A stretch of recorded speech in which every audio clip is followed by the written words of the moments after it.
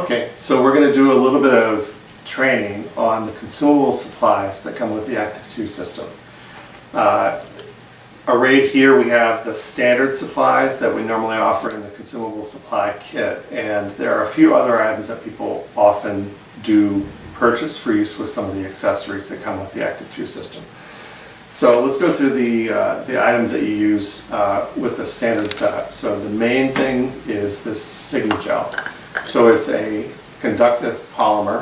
It's convenient in that it's packaged individually with this, this tube, so you can inject the gel into a syringe or a gel applicator quite easily.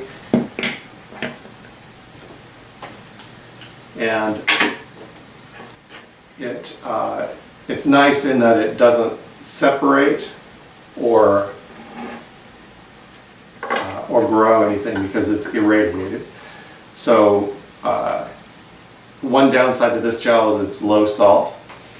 So low salt gels have the disadvantage that they don't buffer against skin potential. So if your participant is warm and begins to sweat, then this gel might break down.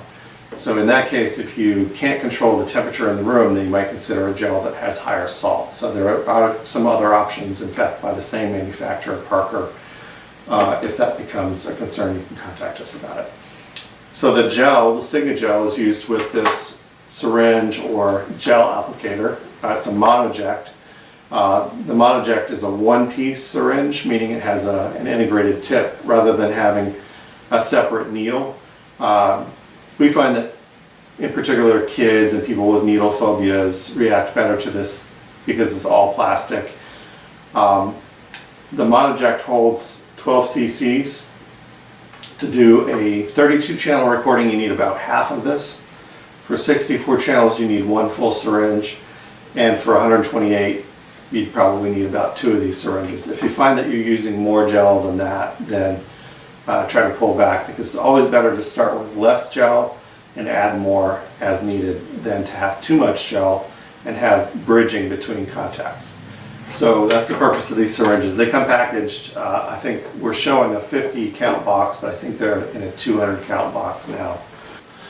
Okay, so one additional item that a lot of people get, it's not a part of the standard kit, but if you have skin conductance on your ActiveTwo system, you'll need to be using this paste instead of the Sigma-Gel on the skin conductance electrodes. So Sigma-Gel is made to wet the skin. This paste is made to not wet the skin. If you're trying to measure the changing properties of the skin, you should not wet the skin. So the skin conductance paste is kind of like cold cream with some other ingredients. But the idea is that it should sit on top of the skin, provide a conductive path, but it shouldn't actually change the properties of the skin.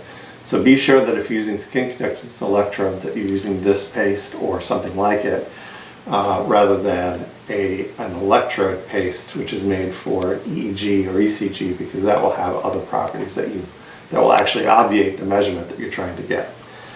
You have some double-sided adhesive rings.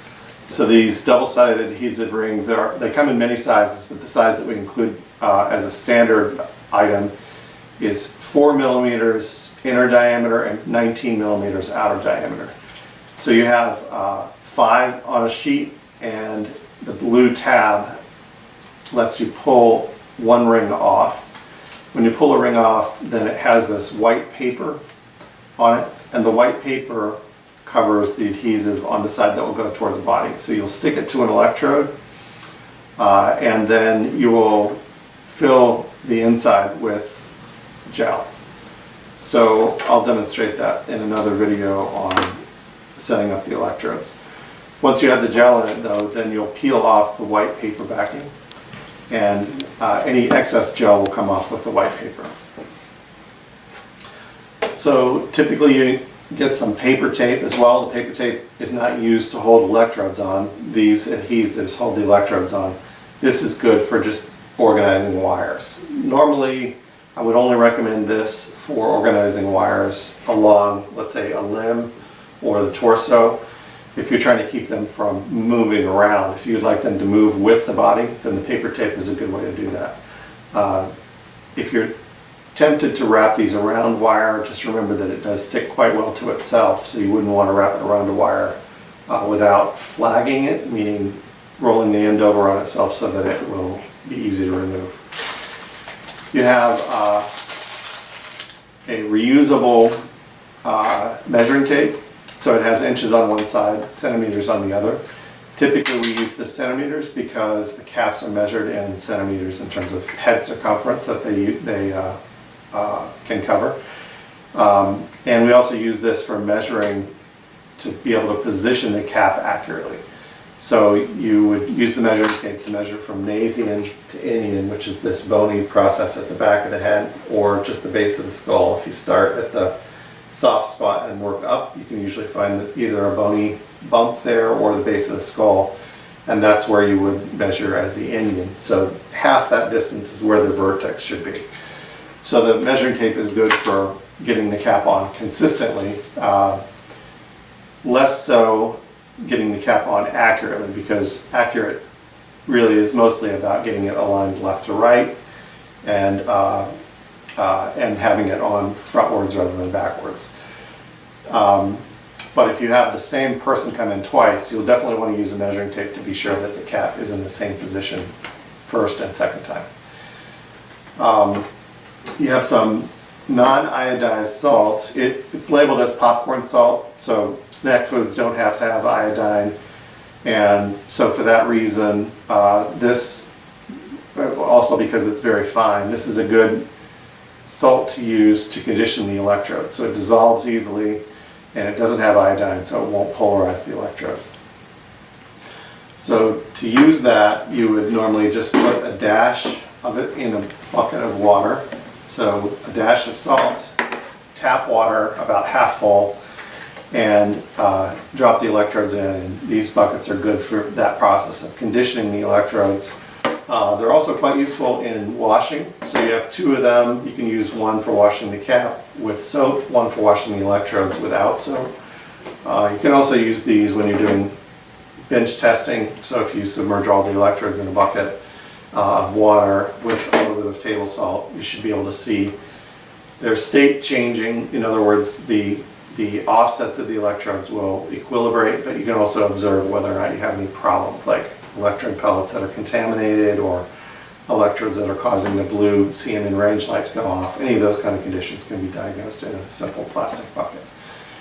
So having two buckets allows you to put in a known signal. So that's another way you can use these. If you have a signal generator, you can put CMS TRL and the common from the signal generator into one bucket, and the active electrodes and the red lead or the signal from the signal generator in the other bucket.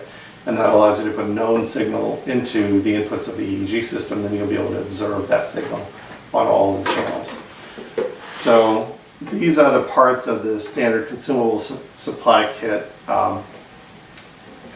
One thing I forgot to mention is this disinfectant spray. So this hydrogen peroxide spray is very compatible with the electrodes and plastics. So it's suitable for the cap. It's in fact designed for porous materials, so it's good for disinfecting the cap. It's effective against almost everything that we're concerned about these days, including MRSA and HIV and Hep C and all the things that you might be concerned about.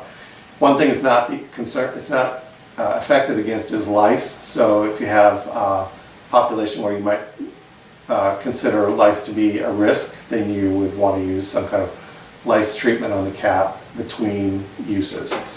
But for other things, this disinfectant spray is quite good. The instructions are very clear and the claims are very clear. Exposure time is usually about 30 seconds, but it may range up to 2 to 3 minutes for different concerns. So that's all about the consumable supplies that come in the standard kit.